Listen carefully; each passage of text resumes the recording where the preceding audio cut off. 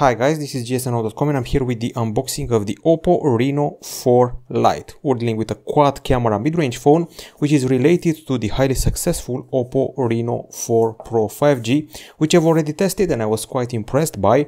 Its camera was able to even beat a few flagships.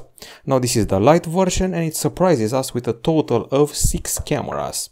We got 4 at the back and also 2 at the front. So I'm going to fire up the phone and my first impression is that it's very light, and I'm actually loving this approach at the back side with a dual hue, this shiny here and this more matte with a stripe going to the camera. Okay, so this Oppo handset should be priced at around $400 and it debuted earlier this fall, and now it's time for an unboxing. Okay, I'm going to put it here and also the box here, and let's see what's available inside. First of all, this envelope, which holds a case, a silicone case, which is soft and has all the required cutouts, protects the device. Okay, the pin for the restart, and here we have the instructions, manuals, details, and so forth. Okay, typical stuff. And there's also a key here used to access the slots. Then inside the box, which was already handled by some other, I would say, aggressive reviewer, we find a pair of headphones, which is something you don't see every day in this price range. These headphones are connected via 3.5mm jack, and the design is typical for an Apple EarPod clone. We've seen something like this from Huawei too, and a hefty charger, which leads me to think that we're actually getting very fast charge. Well, it's actually 30-watt charging. I've seen in some countries and some unboxings that it's 18 watt. Here in our case it's 30 watt. And also a cable which goes from, well, USB-C to USB-A. Okay, so as I said before, some other aggressive reviewer tore down the box before us, but here we are with the product. Now let's get back to the actual handset. Here it is. It has quite a bright display. I think I'm going to tone it down a little bit. The software experience should be very much like the one you've seen on the Oppo Reno 4 Pro 5G.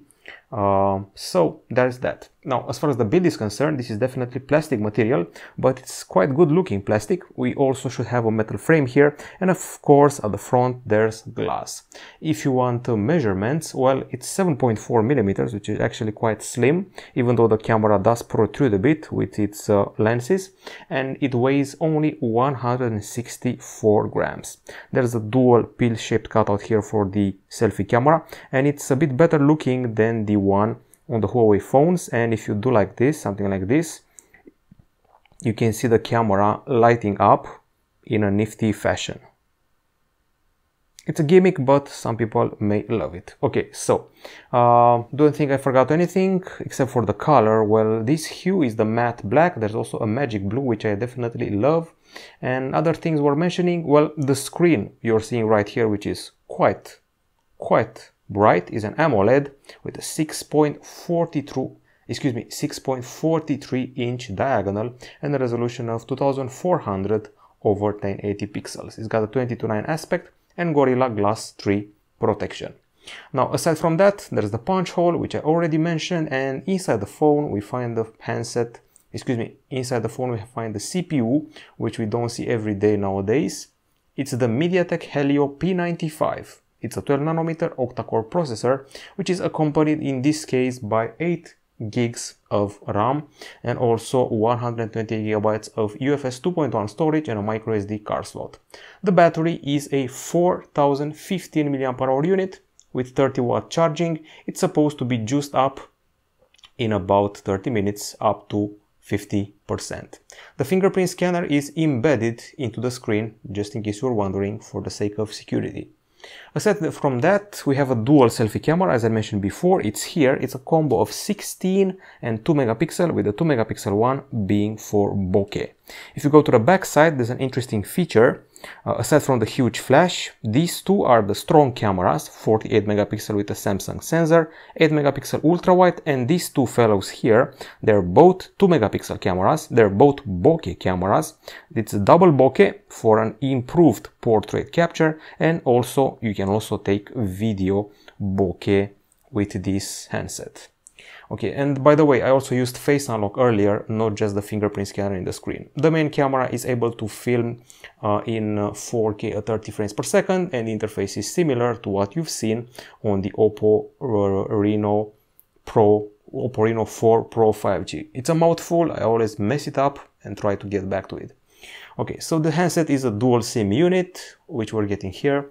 It's got a singular speaker, it's got an audio jack, NFC, 4G, GPS, GLONASS, Wi-Fi dual band and Bluetooth 5.1. And you can see me navigating the camera interface, which hosts a night mode, which is nice to see, and also a special stabilization feature called Ultra Steady, and more stuff to uncover. And this is the ultra wide. Okay, we're running on Android 10 based on ColorOS 7.2, which includes, among others, this side menu, which lets you trigger floating apps, which will ease the multitasking experience. We also have pre-installed the Soul Loop app, which lets you create a collage out of your videos and photos. Well, I think this is it in a nutshell. It feels like a phone for the youngsters. Regarding the design, the 6 cameras we have on board, a big focus on bokeh, which seems to be the core experience, a pretty fast charge on paper, and a quite good looking AMOLED screen at the front. So this is about it. First impressions are positive. We also get quite a few accessories and the price is not bad. It may be even lower than 400 bucks in some areas. This is it from gsn.com. We'll be back with a full review very soon.